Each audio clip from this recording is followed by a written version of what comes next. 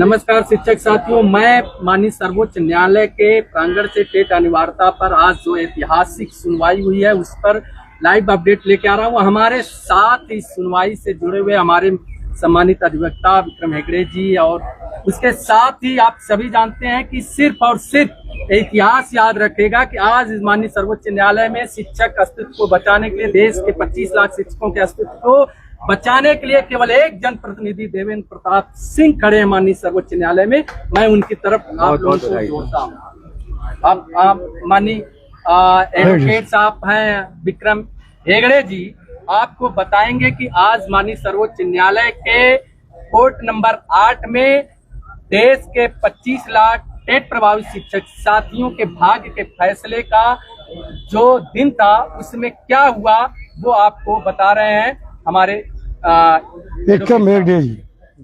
आज जो है 2 बजे आज कोर्ट में जो एक डिसीजन था 1 सितंबर का, उस पे हमने सारे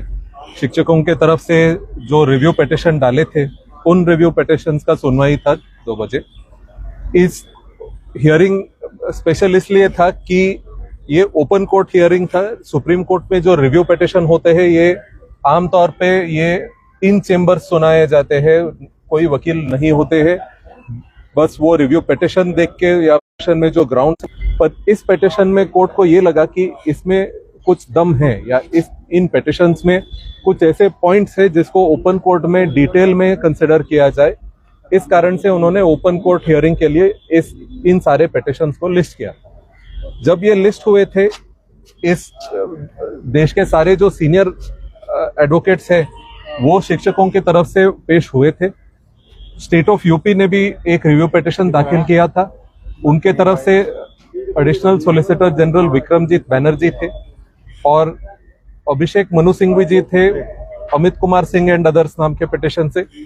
और मुकुल रोहटगी जी, सलमान खुर्शीद साहब और बाकी ऐसे ही सीनियर एडवोकेट्स बहुत सारे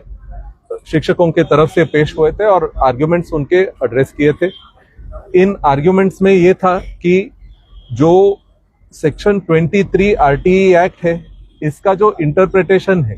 इसका जो अर्थ दिया गया है सितंबर 1 तारीख का जजमेंट में,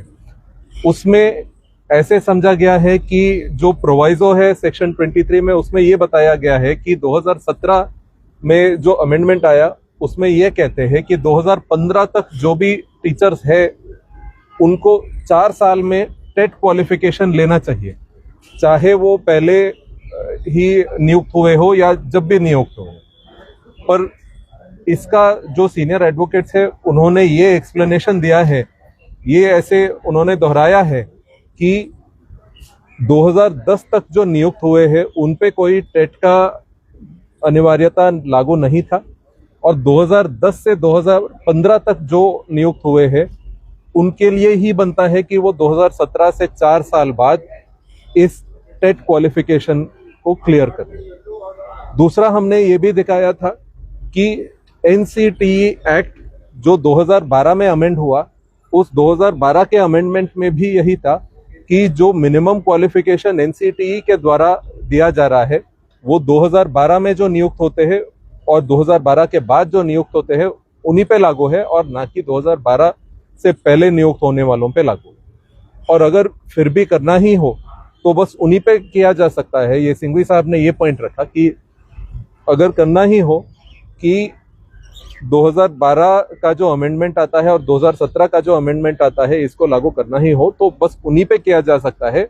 जो 2010 और 2012 के बीच में जो नियुक्त होते हैं या 2010 से 2017 तक जो नियुक्त होते हैं उन्हीं पे किया जा सकता है। ये सारे अंशों को कोर्ट ने नोट कर लिया है, उन्होंने उनके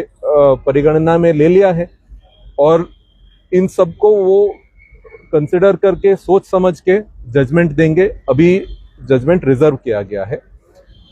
जब वो जजमेंट आएगा तो हमें पता चलेगा कि क्या क्या हो सकता है। और इस बीच में कुछ ऐसे भी पॉइंट्स आए हैं वेस्ट बंगाल के तरफ से और कुछ और स्टेट्स के तरफ से कि जो 2 साल का जो टाइम दिया हुआ है वो टेट परीक्षा कंडक्ट करने के लिए उनको थोड़ा और टाइम चाहिए, तो उन्होंने मांगा है कि 2 साल से ये टाइम को 4 साल में एक्सटेंड किया जाए। ये कुछ स्टेट्स के तरफ से आए हैं, इस पॉइंट को भी कोर्ट ने कंसिडर कर लिया।